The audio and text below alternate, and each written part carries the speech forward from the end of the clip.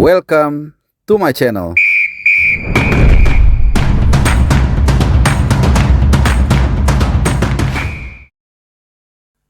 Halo, salam sehat, selamat datang di channel Bung Harpa. Kita akan kembali bahas soal tim nasional Indonesia.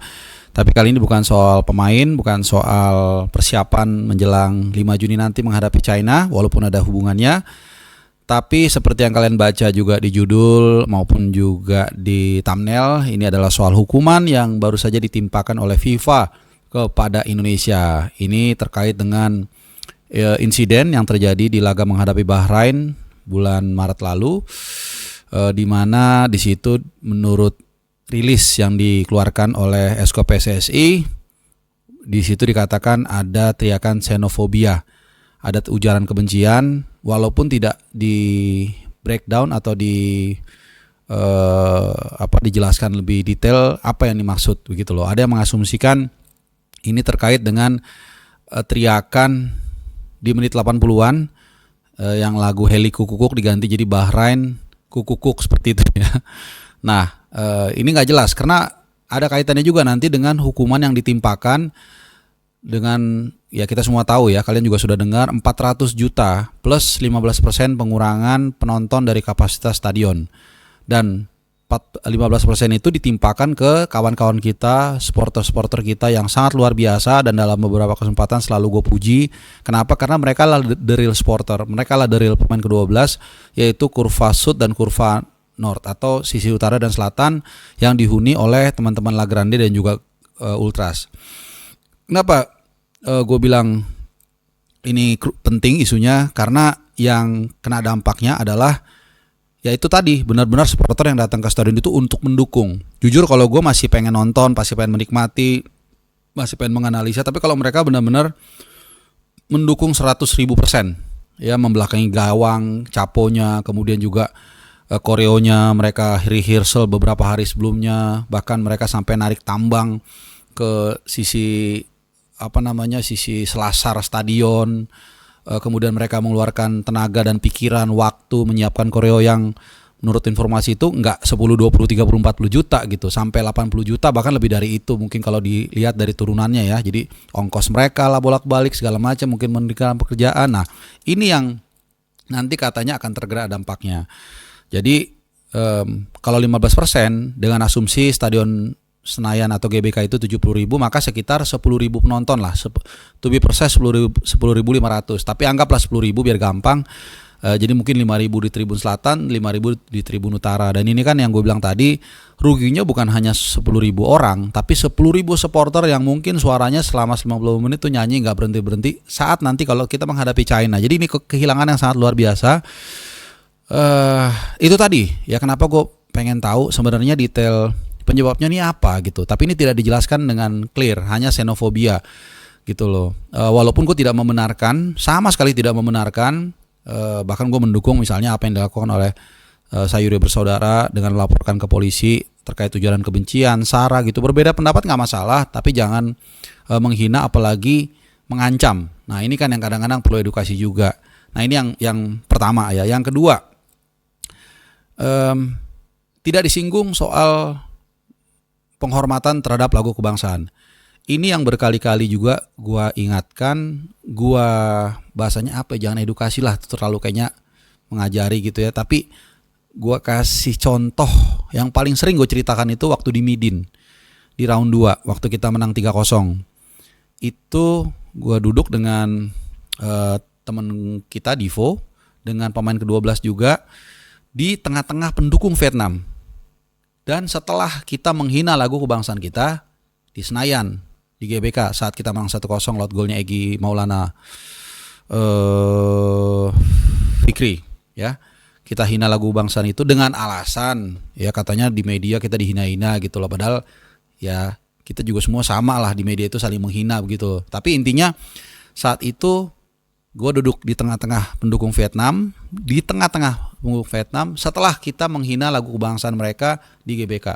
Tapi waktu lagu kebangsaan Indonesia Raya berkumandang, gue nggak tahu deh videonya masih ada apa nggak. Kalau nggak salah di short gue masih ada ya di YouTube ya short. Satu mata pun, ya gue ulangin, satu mata pun, satu siulan pun tidak ada yang terdengar atau terlihat di momen Indonesia Raya berkumandang. Gue ulangin ya, ketika lagu kebangsaan Indonesia Raya berkumandang di Midin di Vietnam di round 2, tidak ada satu mili atau apapun parameternya siulan, ejekan, bahkan tatapan sinis ke arah kita dilakukan. Dan itu setelah mereka dihina. Gitu. Jadi stop playing victim, stop cari pembenaran untuk menghina orang lain. Berbeda pendapat nggak masalah, banter-banteran lagi main itu biasa. Tapi please, lagi lagu kebangsaan, jangan bangga kalau kalian menghina atau menyorakin. Jangan bangga karena kalian merasa di kandang sendiri. Kecuali kalian nonton di kandang lawan, kalian sorakin di tengah-tengah pendukung lawan, baru gua kasih jempol. Tapi karena kalian merasa banyak, merasa mayoritas di GBK, lalu kalian teriakin lagu kebangsaan negara lain, itu adalah tindakan yang memalukan dan pengecut. Ya, bahkan ada yang sengaja duduk karena merasa nggak mau memberikan penghormatan kepada lagu kebangsaan lain. Dan mereka bangga dengan itu. Jadi ini tipikal manusia nomor 4. Dirinya bodoh tapi dia tidak menyadari dirinya bodoh. Malah dia merasa bangga, merasa hebat. Nah ini masih ada nih beberapa, tapi tidak semua ya. Gitu. Bahkan waktu di Australia ya, gue ceritain pengalaman gue supaya kita ya sama-sama berkembang lah. Di Australia itu tidak ada satupun fans Australia yang gue lihat, tidak ada satupun ketika lagu kebangsaan Indonesia Raya itu duduk. Satupun gak ada yang gue lihat ya. Jadi belajarlah kita berkembang, tim nasionalnya berkembang juga prestasinya. Ya walaupun ada kekurangan sana sini, it's okay, tapi kita juga harus berkembang juga gitu. Jadi jangan bangga kalau kita melakukan kebodohan. Dan kita juga mungkin harus mengingatkan juga, memang akan timbul friksi, tapi harus seperti itu. Karena apa? Kalau kita tidak berkembang, kalau kita tidak sadar bahwa kita sudah di level menuju internasional, kalau tidak mau dibilang internasional ya, karena ini Asia juga internasional sebenarnya ya. Levelnya itu udah berbeda. Gitu. Bukan gua membenarkan kalau di Liga 1 kita boleh menyoraki atau menghina tim lawan, nggak boleh juga gitu. Cuman paling nggak kita tahu, harus sadar bahwa ini levelnya berbeda. Gitu. Di sini nggak main-main, dendanya sudah kita lihat, merugikan tim nasional kita sendiri gitu. Jadi ketika kalian atau mungkin oknum-oknum lah, nggak semua ya, kalau subscriber channel Bung Harpa rata-rata ya, kalaupun salah dia sadar salah, dia perbaikin gitu loh. Jadi jangan bangga ya kalau kalian mengaku pecinta timnas lah, wah pokoknya udah paling timnas. Tapi bangga ketika menyoraki lagu kebangsaan negara lain, nggak berdiri, rasanya kayak hebat kalau menghina orang lain gitu loh. Yang akibatnya apa ya, ini dia. Karena 15% dari 70.000 tempat duduk setara 10.000, tadi kan udah gua kalikan kan 10.000 penonton, itu kalau dikali 500.000 aja setara dengan 5 miliar plus 400 juta, belum turunannya. Ya kalau misalnya dia datang kemudian dia beli beli makanan dan lain-lain, ini kan tentu menjadi multiplier effect yang sangat merugikan gitu loh. Bayangkan duit kalau 5 miliar, ya 5 miliar digunakan untuk mungkin membayar training camp atau membayar transportasi atau apapun itu. Ini kan besar sekali dampaknya buat tim nasional kita. Sementara kita malah merugikan mereka gitu. Jadi kesadaran ini harus dibangun. Dan jujur gue nggak tahu kenapa atau apa alasan ditimpakan ini kepada Tribun Utara dan Selatan ya. Gua nggak tahu apakah karena di situ bayarannya murah sehingga dikorbankan, gua nggak tahu. Yang pasti ini menjadi pelajaran yang berharga, dan ini bukan pertama kali ya kita melakukan violation. 3 kali itu terjadi ketika kita lawan Bahrain. Kalau itu memang ada beberapa official yang melancarkan verbal abuse begitu ya, kata-kata yang kurang pantas juga.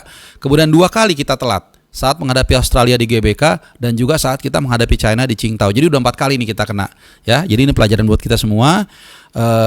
PSSI juga sama, kalau kick off juga harus on time. Jadi lawan China dan Australia itu kita telat kick off. Lawan Australia karena rumputnya nggak bagus, Sintayong minta dibagusin jadi mundur. Lawan China kita juga telat keluar dari lorong ya. Oke teman-teman, jadi mungkin itu aja sudut pandang dari gua karena isu ini udah beberapa hari yang lalu mencuat. Tapi gue coba memberikan sedikit perspektif yang berbeda, dan tinggalkan komen kalian kalau kalian punya pendapat. Dan last but not least, gue mau kasih tahu secara random gue akan kasih souvenir buat salah satu subscriber channel Bung Harpa yang salah satu paling aktif lah. Gue tadi nggak sengaja mau coba mekanisme untuk menghalau spam judul, tapi belum bisa. Tapi gue malah dapat tadi ada beberapa nama yang paling aktif ngasih komen, dan komennya itu bukan hanya bagus tapi kadang-kadang mengkritik juga banyak, dan itu gue mau kasih secara random hadiah souvenir. Nah mungkin nanti di sini udah gue share screenshotnya, silakan hubungin gue di IG @bungharpa. Ada souvenir baju buat Anda, ini random aja nggak ada apa-apa. Dan buat teman-teman semua, terima kasih yang sudah menyimak video ini, semoga kalian dinaungi kesehatan dan adios.